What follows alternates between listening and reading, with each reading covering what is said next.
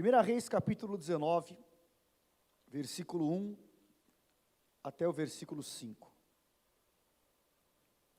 Essa é uma história muito conhecida da palavra, que fala sobre Elias. E nós vamos colocar aqui essa palavra diante do Senhor. 1 Reis 19, 1. Acabe fez saber a Jezabel tudo quanto Elias havia feito e como matara todos os profetas à espada. Então Jezabel mandou um mensageiro a Elias a dizer-lhe: faça-me os deuses como lhes aprouver, se amanhã a estas horas não fizer eu a tua vida como fizeste a cada um deles. Temendo, pois, Elias levantou-se e para salvar a sua vida se foi, e chegou a Berseba, que pertence a Judá, e ali deixou o seu moço. Ele mesmo, porém, se foi para onde Elias foi? Para o deserto. Foi Deus que mandou Elias para o deserto? Não, esse foi um deserto que ele desejou ir. Caminhando um dia pelo deserto, e ele se assentou debaixo de um zimbro, que é uma árvore, e ele pediu para si a morte, e disse: basta, toma agora, ó Senhor, a minha alma, pois eu não sou melhor do que os meus pais. Amém? Podem sentar-se, por favor. Queridos, Elias, ele foi um grande profeta de Deus, um homem extraordinário, e ele manifestou, durante o seu ministério, uma grande autoridade espiritual, e os seus feitos foram realmente incríveis. Nós vemos que ele orou, e os céus retiveram a chuva. Elias profetizou, e o azeite da viúva multiplicou por 3 anos e meio, sem parar todos os dias, e ele mesmo se alimentou daquela multiplicação. Elias desafiou os profetas de Baal, que eram adoradores de demônios, que Jezabel, que era a esposa do rei de Israel, Acabe, naqueles dias, havia trazido esses ídolos para Israel, e eles então adoravam a esse demônio chamado Baal, a uma entidade demoníaca, e Baal dominava espiritualmente aquele lugar, aquela região. Mas Elias, como único profeta que não se curvou a Baal, ele confronta a Jezabel, ele confronta aquela autoridade demoníaca que estava instaurada em Israel, e sozinho, ele desafia os profetas, e ele ali tem uma grande vitória, porque ele faz o desafio: o Deus que responder com fogo, esse será Deus. E o Senhor responde à oração de Elias, e todos os profetas de Baal, eles foram destruídos, e o povo começa a se voltar novamente para Deus. Elias sobe ao Monte Carmelo, e ele ora, e o Senhor manda chuvas novamente, depois de um grande período de estiagem e de crise. Então Elias, sem dúvida, era um grande profeta, mas qual era o seu problema? Não diferente do nosso. Aliás, a Bíblia fala em Tiago, capítulo 5, que Elias era um homem como qualquer um de nós, sujeito aos mesmos sentimentos. Então Elias não era um super-homem, muito pelo contrário. Ele era uma pessoa que tinha os seus desequilíbrios, os seus destemperos emocionais, alguns conflitos pessoais, e ele demonstra no texto que nós lemos, uma fraqueza interior, porque ele ainda precisava de ser trabalhado emocionalmente e consequentemente espiritualmente.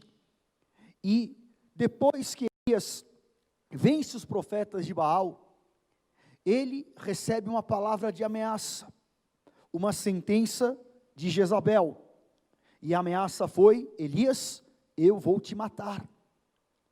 Queridos, eu creio que Elias, ele estava, imagine, depois de um período muito grande de lutas, ele estava cansado, fisicamente, ele estava emocionalmente pressionado, abalado.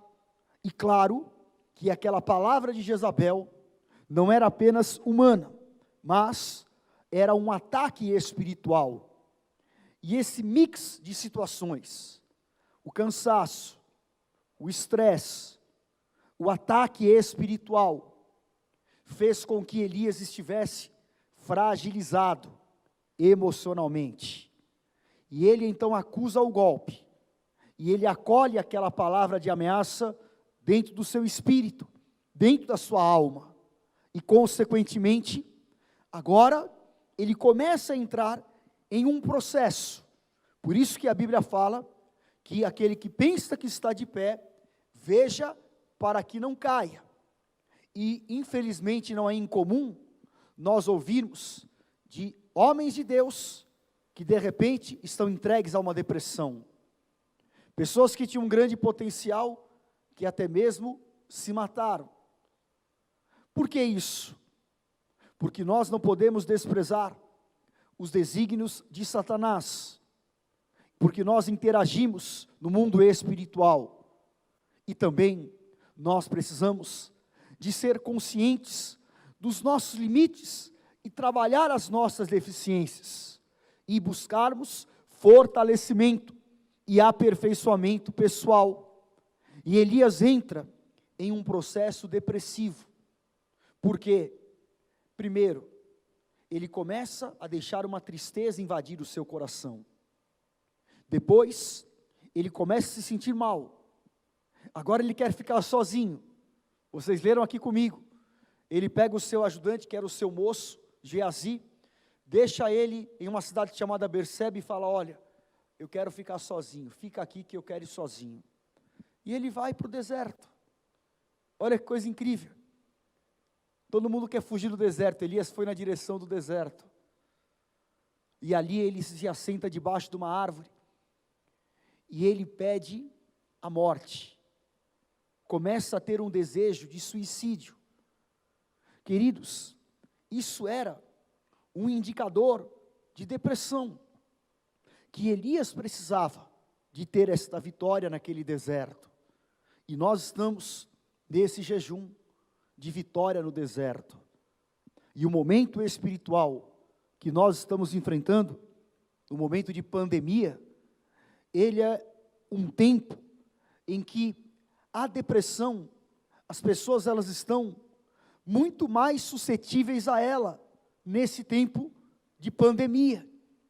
E a depressão, ela é uma doença invisível aos olhos humanos, e ela é uma doença silenciosa, e que nós precisamos de estar atentos a ela. E qual pode ser a origem de uma depressão? De alguém que entrou como Elias em um estado de depressão. Qual pode ser a origem?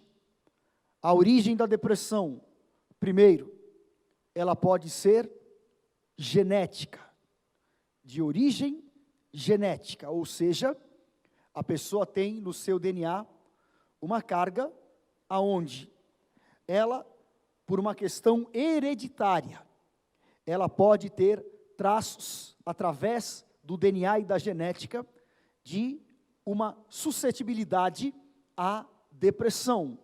Então pode ser de uma origem genética. A depressão, ela pode ser advinda de uma origem física. Então a pessoa, por exemplo, ela tem um desequilíbrio de hormônios, de enzimas, de vitaminas no corpo, uma série de coisas que faz com que isso possa desencadear um processo de depressão. E a pessoa sofre fisicamente, e aí ela precisa de acompanhamento, de medicamento e tudo mais. A depressão, ela pode também ter uma origem emocional. Então, perdas, problemas que não se resolvem na vida da pessoa, conflitos pessoais, situações de alto estresse, isolamento, e tantas coisas, como eu falei, que esse ambiente atual, pandêmico, ele é uma terra fértil para a depressão se manifestar na vida de muita gente. Então, as questões emocionais. Por isso que Paulo fala, Romanos 12, transformai-vos pela renovação da vossa mente. Mente é alma. E a alma, ela é uma área de ataque, e que nós precisamos de trabalhar as nossas emoções, coordenar os nossos sentimentos e pensamentos, submetê-los à vontade de Deus, para que a nossa alma e o nosso emocional não seja atacado e potencializado a uma depressão. E, em último lugar, a depressão pode ter uma origem espiritual. Aqui no caso de Elias, nós vemos uma mistura de um cansaço físico, de um ataque espiritual e um desequilíbrio emocional que ele estava enfrentando. Ele sofreu uma assolação, uma seta, um ataque de um espírito de depressão, porque ele não tinha um perfil depressivo, ele tinha um perfil de autoridade, mas o espírito de depressão o atacou. Foi um ataque espiritual.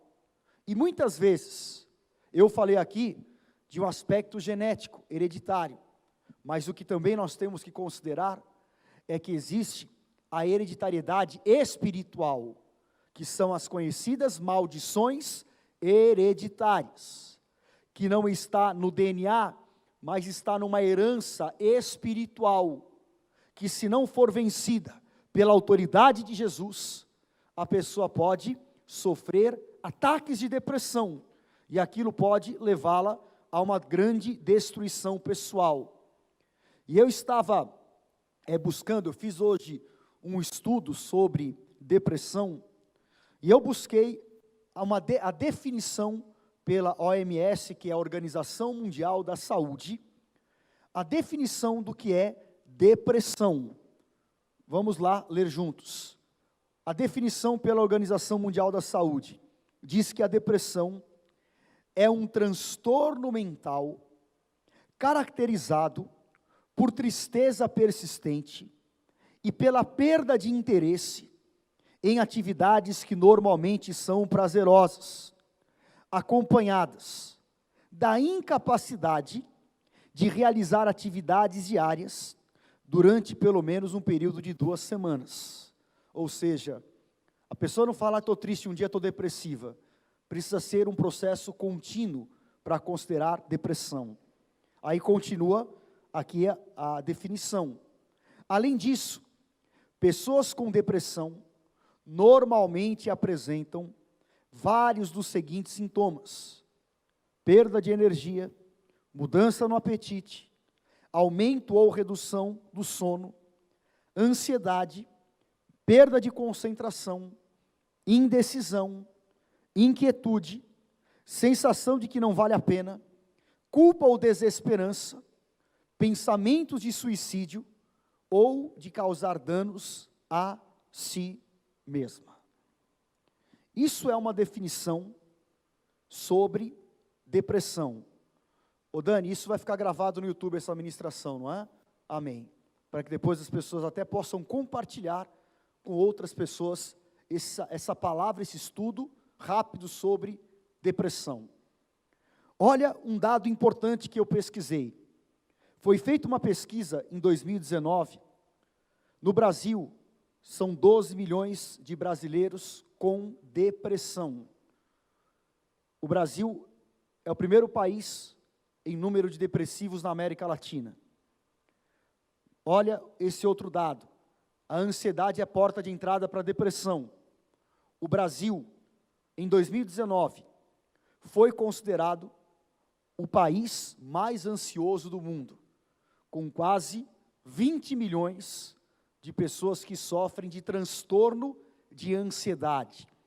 Veja, eu não estou falando daquela ansiedade do dia a dia. É gente que sofre, é doente de ansiedade, transtorno de ansiedade, que, como eu disse, é porta de entrada para depressão.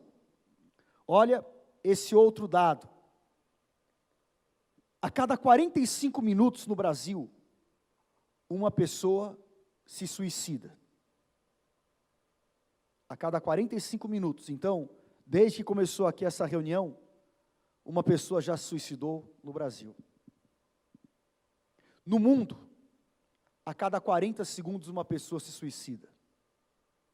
E nós sabemos que o suicídio, ele é uma das consequências, talvez a mais terrível, de uma pessoa que sofre de depressão, porque ela acha que a vida dela não tem mais jeito, e na cabeça dela, ela imagina, morrer é a melhor opção para mim.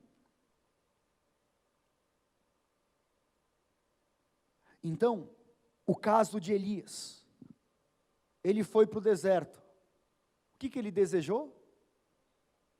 Morrer. Percebem o aspecto emocional, psicológico, depressivo de Elias? Ele deseja a morte. Então, isso é outro dado. Agora, olha esse dado. Foi feita uma pesquisa por uma universidade no Rio de Janeiro, que entrevistou pessoas em 23 estados no Brasil, e foi constatado que dobrou o número de pessoas depressivas durante a pandemia. Dobrou o número. E teve um aumento de 80% nos casos de pessoas que sofrem de crises crônicas de ansiedade. Então nós estamos falando em quase um pulo de 19 para 36 milhões de pessoas ansiosas em um período de 3 meses. Porque o ambiente da pandemia está gerando muita insegurança, está colocando as pessoas sob muita tensão, sob muita pressão. Então, os mais frágeis emocionalmente, o que vai acontecer? Vai explodir uma depressão. Amém? Então, continuando aqui o nosso estudo, o que a depressão, ela atinge? Ela pode atingir, primeiro, o humor das pessoas.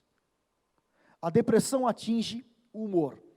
Então, por exemplo, sintoma de uma tristeza que ela perdura, diminuição no prazer nas atividades diárias, sabe, a pessoa perde o colorido das coisas na vida dela, a falta de interesse da pessoa fazer coisas, realizar atividades que antes ela achava prazerosa, sintomas de ansiedade, do medo, crises de ansiedade, essas variações no humor, porque a depressão atinge o humor em cheio da pessoa. E é interessante porque esses sintomas que eu acabei de citar, eles podem ir flutuando ao longo do dia. Então a pessoa uma hora é abatida por uma tristeza, daqui a pouco ela começa a ficar extremamente ansiosa, daqui a pouco ela começa a pensar, fica cheia de medo, aí ela fala, estou sem vontade de sair da cama, não quero fazer isso, não quero fazer aquilo, não quero sair de casa, quer dizer, um monte de coisa, porque ela vai flutuando no seu humor. Amém?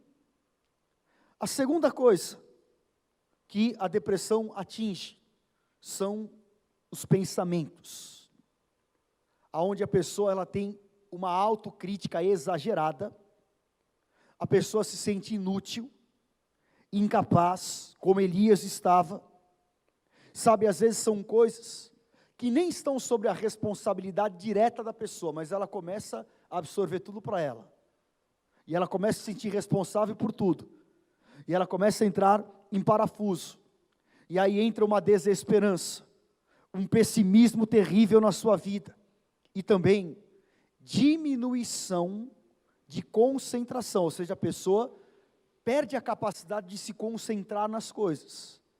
E também, a velocidade do seu raciocínio fica mais lento, porque a depressão pode atingir os pensamentos. Terceiro, a depressão, ela atinge também o físico da pessoa. Ela é uma doença que é promovida na área mental, mas ela tem consequências no físico. Amém? Então, por exemplo, fadiga constante, a pessoa que tem um cansaço extremo, a pessoa que sofre de insônia, e aí quando acorda, fica cheio de pensamento pessimista, pensando e fica pior ainda. E também, dor física. Eu estava fazendo alguns estudos, e principalmente em mais jovens, foi constatado que pessoas com quadro de depressão sentem dores nas juntas, dores no corpo, porque pode atingir o físico da pessoa também. E, em quarto lugar, a depressão atinge a área intersocial da pessoa. Foi o que aconteceu com Elias. Elias deixou o moço em Berseba e falou: eu quero ficar sozinho. A pessoa depressiva, ela não quer se relacionar com ninguém. A pessoa depressiva, ela busca, como Elias buscou, uma caverna. E há muita gente entrando em cavernas emocionais, cavernas de depressão, cavernas, porque ela quer buscar o quê? Um isolamento. Ela quer se isolar, ela quer sair do mundo real e quer entrar no seu mundo. E ali o diabo vai trabalhando. A palavra fala em 1 Pedro 5, que o diabo é como um leão que anda em derredor buscando alguém para devorar. Vocês já assistiram aqueles documentários, tipo Discovery, do leão caçando a presa? Já assistiram? O leão, como ele ataca? Ele fica na espreita. E ele vai atacar, porque ele tem que economizar a energia. Cada ataque mal sucedido, ele perde muita energia. Então o leão, o que ele faz? Ele fica esperando e observando. O diabo faz assim. E ele vai atacar qual animal? Que está mais distraído, o que é mais fraco, o que corre menos, talvez o mais jovem ou mais velho, o que está doente, que está tipo com a perna quebrada, que está lá tomando água, distraído e isolado do bando. Pode perceber isso. O diabo, ele usa o mesmo jogo. Por isso que é importante a igreja estar na igreja, participar da comunhão, nos dá vitória contra a depressão. Por isso que Eclesiastes 4 fala que é melhor serem dois do que um. E Jesus estimula a unidade e a comunhão quando ele fala que se dois ou mais estiverem reunidos, eu vou estar ali. Salmo 133, bom e agradável os irmãos viverem em união. Diga assim: corpo sara corpo. Amém? Assim como fisicamente o teu corpo tem um processo de autocura, nós somos a igreja, nós somos o corpo. E o corpo traz cura para o próprio corpo. Por isso que nós temos que ter igreja na nossa vida. Amém? E, por fim, a depressão, ela pode atingir a vida espiritual da pessoa. Elias foi atingido espiritualmente no seu chamado. Elias foi atingido na sua vida e no seu relacionamento com Deus. E uma pessoa, quando ela entra em depressão, consequentemente, ela perde a vontade de buscar Deus. E quanto menos ela busca a Deus, menos ela quer buscar a Deus. E isso é talvez o fator mais perigoso. Porque, querido, sem Deus nós não somos nada. Pode te faltar médico, pode te faltar pessoas ao teu lado, mas não pode faltar Deus na tua vida. Porque se não tiver Deus, o que será de nós? Lute por uma vida espiritual. Gênesis 4:7. Deus falou assim para Caim: o seu desejo será contra ti, mas a ti cumpre dominá-lo. Dominar os nossos desejos. 2 Pedro 2:19. O vencido se torna escravo do vencedor. Porque se um sentimento me vence, se uma tristeza me vence, se uma dor me vence, se uma mágoa me vence, o que vai acontecer? Eu vou me tornar escravo daquilo.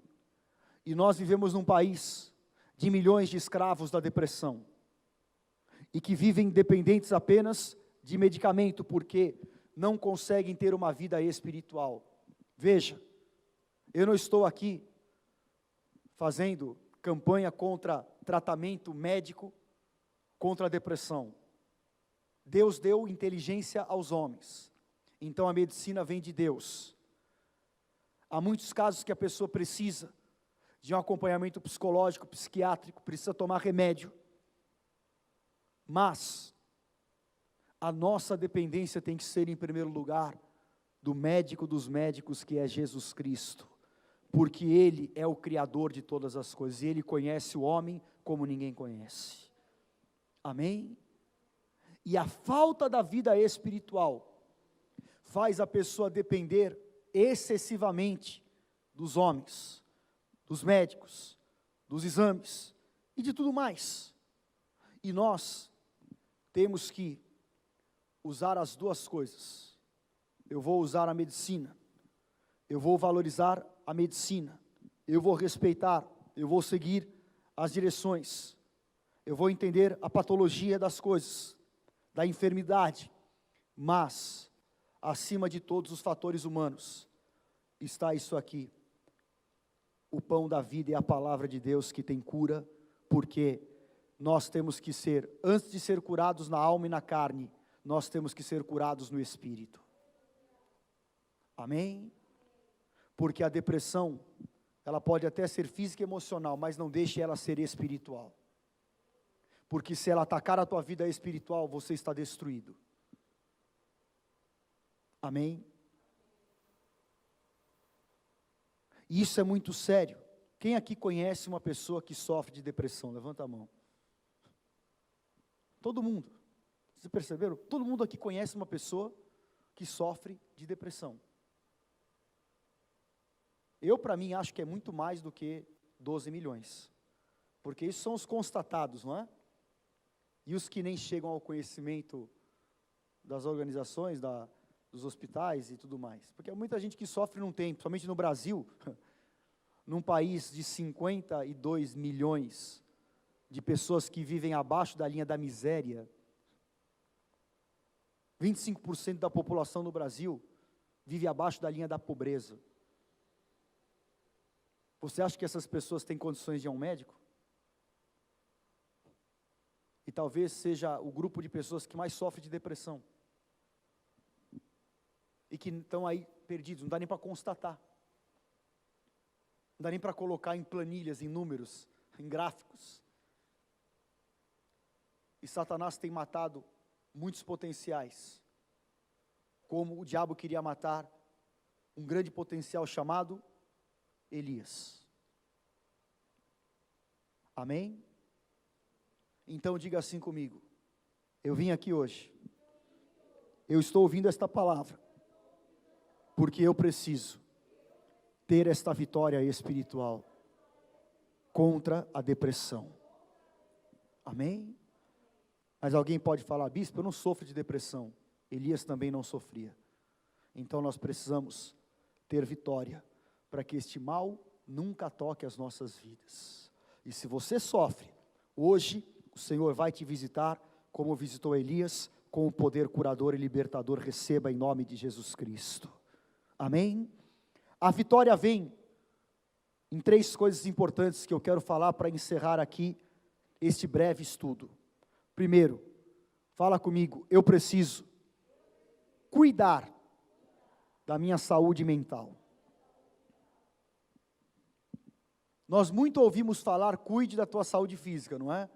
Não coma alimentos gordurosos, pratique atividade física, durma 8 horas, coma de 3 em 3 horas, e parará, tudo aquilo que a gente já sabe.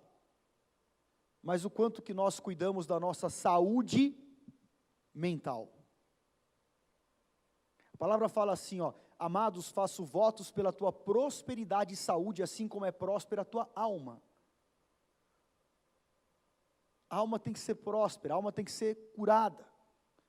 Olha só o que Jó falou em Jó 3:25, depois que Jó sofreu um baque de perder tudo. Jó 3:25, ele disse assim, aquilo que eu temo me sobrevém, e o que me receio, acontece. Aquilo que eu tinha medo, aconteceu. O que eu mais temia, me sobreveio. Jó tinha tudo, mas acho que ele tinha medo de perder tudo. Chegou um dia que ele perdeu. Agora, sabe o que a palavra fala em 1 Coríntios 2,16? Paulo traz uma profunda verdade espiritual. Quando Paulo diz, pois quem conheceu a mente do Senhor que o possa instruir? Leia, repita comigo e diga, nós, porém, temos a mente de Cristo. Fala, eu tenho a mente de Jesus Cristo. Amém? O que é a mente de Jesus? Uma mente saudável, uma mente curada. Jesus tinha tudo para ser depressivo, por tudo que ele sofreu, mas ele soube passar por todas as lutas e o calvário, porque ele tinha saúde mental. E eu quero te falar, cuide da tua saúde mental e emocional. Como bispo, seja uma pessoa que converse, não seja calado, se relacione, ainda na pandemia, que seja virtualmente. Agora, a gente está podendo sair um pouco, então é o seguinte, procure ter relacionamentos, pratique alguma atividade que te dê alegria, que te dê prazer, gozo, e principalmente, peça ajuda, amém? Não sofra sozinho como Elias, peça ajuda, converse, se comunique, se relacione, faça alguma coisa que te dê ânimo de viver. E o que é importante, valorize as coisas que vão te fazer ter prazer em continuar vivendo e conquistando, porque às vezes nós só olhamos e pensamos nas coisas que nos fazem desistir. Comece a pensar nas coisas que querem fazer você continuar.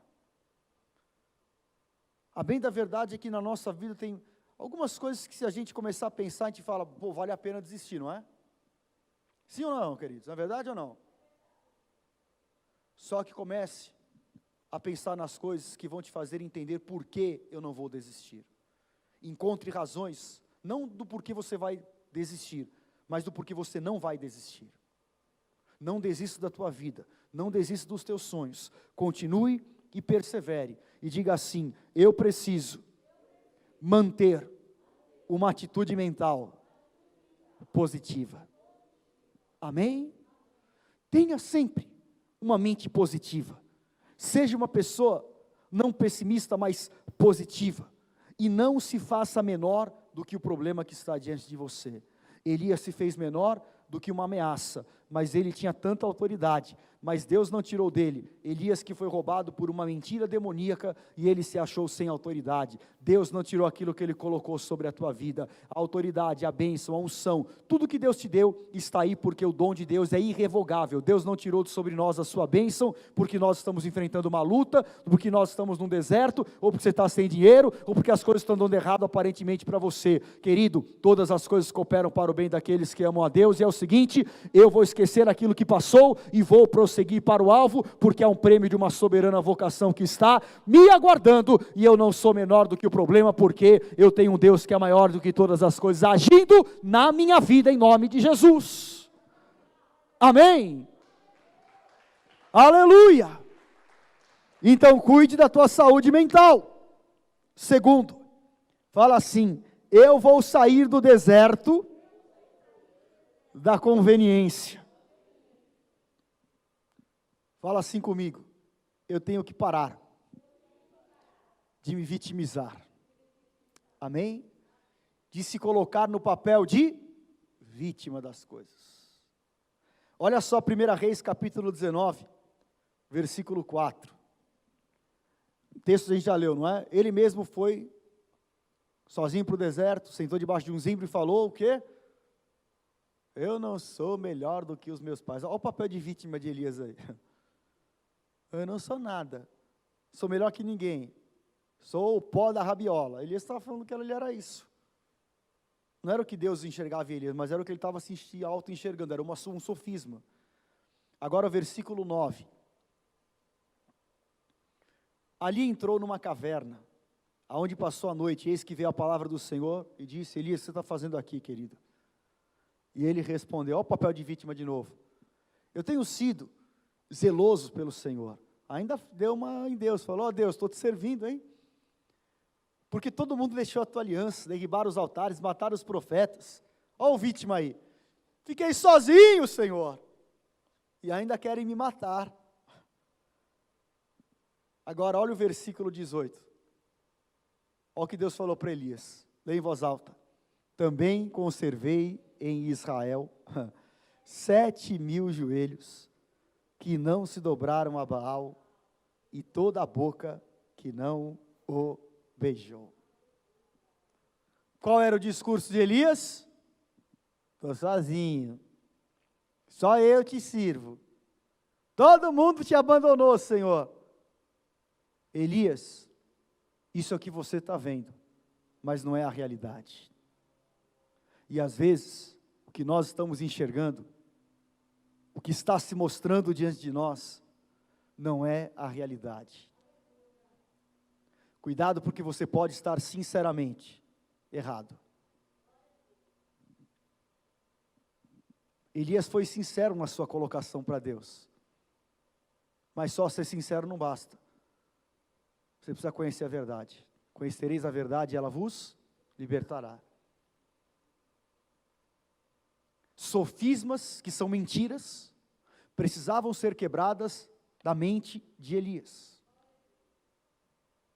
Ele se achava sozinho, mas Deus falou: ainda tem 7.000 do teu lado, Elias, você não sabe, mas em Israel tem 7.000 joelhos.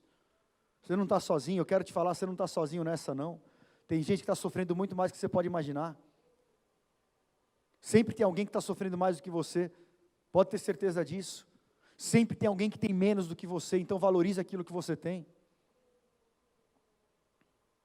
Às vezes nós sofremos aquilo que nós perdemos, deixamos de valorizar aquilo que nós temos. Eu quero tanto uma coisa, que eu desprezo aquilo que eu já tenho. Eu quero tanto um emprego novo, que você despreza o emprego que Deus já te deu, que põe comida na tua mesa todo dia. Então, em nome de Jesus, eu quero ser grato, Senhor, pouco ou muito, por aquilo que o Senhor tem me dado, porque quem exercita a gratidão, ele também vence a depressão. Amém? Então, saia do lugar da tua conveniência. Você não é vítima. Amém? E você também não é culpado. Saia do banco dos réus, saia da posição de vítima e se coloca na posição de filho de Deus. Amém? Você não é réu, você não é vítima, você é filho de Deus, herdeiro e co-herdeiro com todas as bênçãos espirituais. Assuma o teu papel de filho, assuma a tua posição espiritual, em nome de Jesus. E em último lugar, fala assim: Deus está comigo, e Ele nunca me abandona. O seu nome é Emanuel, Deus conosco.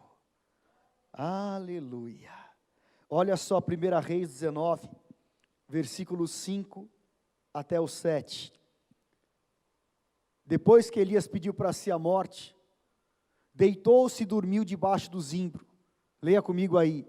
E eis que um anjo o tocou e lhe disse: sai dessa depressão, levanta e se alimenta, Elias. Olhou ele e viu junto à cabeceira o quê? Um pão cozido sobre pedras em brasa e uma botija de água. Comeu, bebeu, tornou a dormir. Voltou segunda vez o anjo do Senhor, tocou e lhe disse: levanta e come. Leia aí em voz alta com fé: porque o caminho te será sobremodo longo. Sabe o que Deus estava fazendo com Elias? Ele estava dando perspectiva de futuro. Elias, você tem um bom futuro. Elias, você ainda não terminou aqui na terra. Elias, há muita coisa para você fazer, tem muita lenha para você queimar. A Bíblia fala que até na velhice nós daremos frutos, Salmo 103, porque a velhice se renova como a águia, não é isso? Então, se você é jovem, se você é idoso, não importa, o que importa é que para nós deveras haverá um bom futuro, e a nossa esperança não será frustrada, porque a palavra do Senhor é diferente da palavra de Jezabel. A palavra de Jezabel foi: eu vou acabar com a tua vida, mas a palavra de Deus foi: olha para frente, porque ainda tem coisas para você realizar, eu ainda não terminei a obra na tua vida. Filipenses 1,6, Deus é poderoso, amém, queridos, e aquele que começou a boa obra é fiel e justo para completá-la.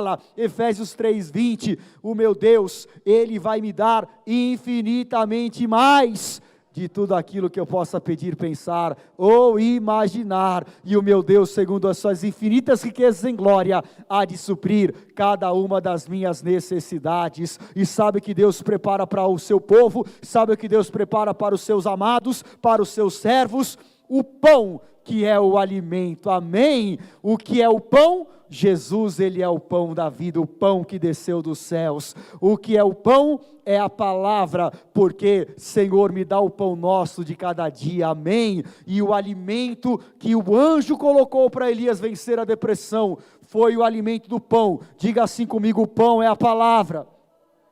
E o que vai te fazer vencer a depressão é o poder da palavra de Deus, amém? E eu quero, Senhor, o pão, eu quero me alimentar do pão do anjo, eu quero o pão do Senhor. Satanás ofereceu um pão para Jesus no deserto, mas o Senhor, Ele sabia que tinha um pão que vinha de Deus para alimentá-lo no deserto, e todo deserto que o diabo queira nos colocar, Jesus tem um pão que é o nosso alimento espiritual, e eu vou me levantar, porque ainda há um grande caminho a seguir, em nome de Jesus Cristo.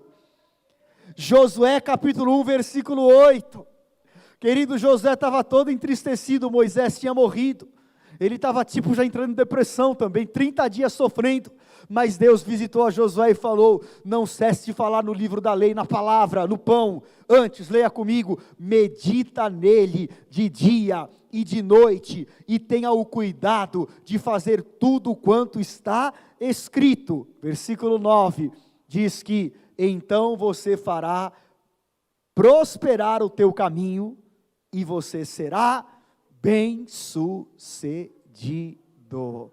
Fala: Deus vai fazer prosperar o meu caminho, e eu serei bem-sucedido, amém?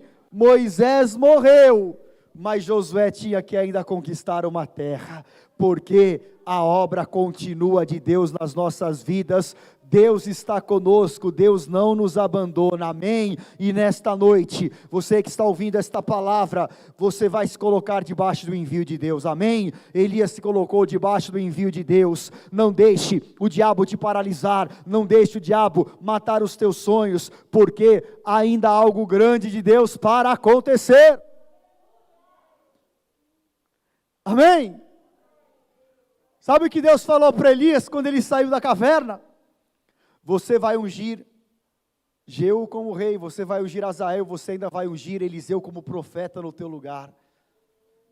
Elias achou que ia morrer debaixo de um zimbro, só que Elias nem provou a morte física, isso era o que Deus tinha preparado para ele. Você está entendendo isso? Queridos, palavra fala em 2 Reis capítulo 2, que Eliseu estava andando ao lado de Elias, de repente vieram carros e cavalos de fogo, e tomaram Elias em vida, e ele foi arrebatado aos céus. Olha só o que ele queria abrir mão. Meu Deus do céu, você está sofrendo essa luta aí, você não sabe o que Deus tem preparado para você amanhã. Eu não sei o que Deus tem preparado para mim amanhã, mas eu sei que é coisa grande, Senhor. Por isso a depressão não vai me dominar, por isso eu não vou me entregar. Eu não vou me entregar. Há uma eternidade me esperando, há uma sucessão para formar, há coisas grandes para acontecer. Deus ainda vai me usar, o meu caminho será sobremodo longo. Tem coisas, querido, que Deus já preparou, e eu não vou interromper os planos de Deus na minha vida. Eu não vou interromper os planos de Deus na minha vida, porque a depressão interrompe planos de Deus.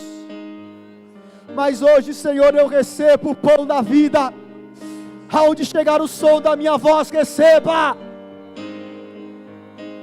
Receba em nome de Jesus. Receba o poder da palavra.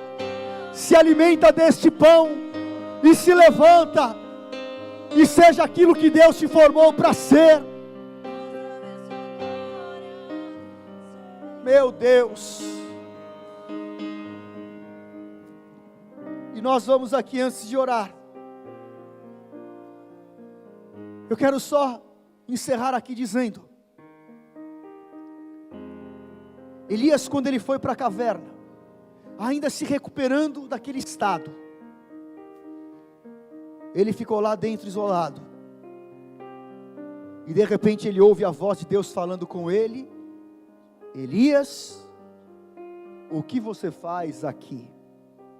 Não é isso que está escrito?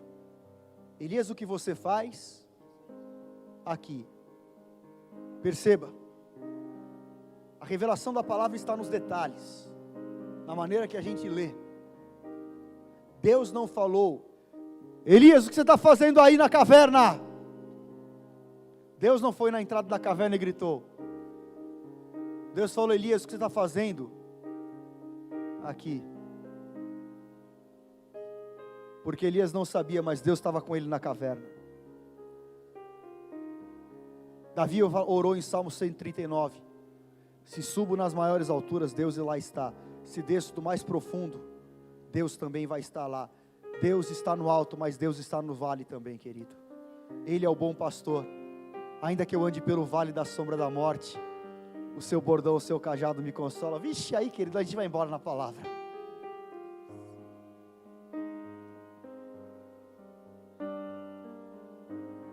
Você já percebeu que no alto, mais alto das montanhas, geralmente não tem frutos e flores? As coisas mais lindas estão nos vales, não é isso? Os rios não estão no alto, os rios estão nos vales. As árvores frutíferas estão nos vales. A beleza do que Deus criou está no vale. Então, em nome de Jesus, se os teus olhos forem bons, o teu corpo será luz. Ah, querido, isso é uma palavra tão poderosa. O seu nome é Emanuel. O Senhor está dizendo: o que você está fazendo nessa tristeza?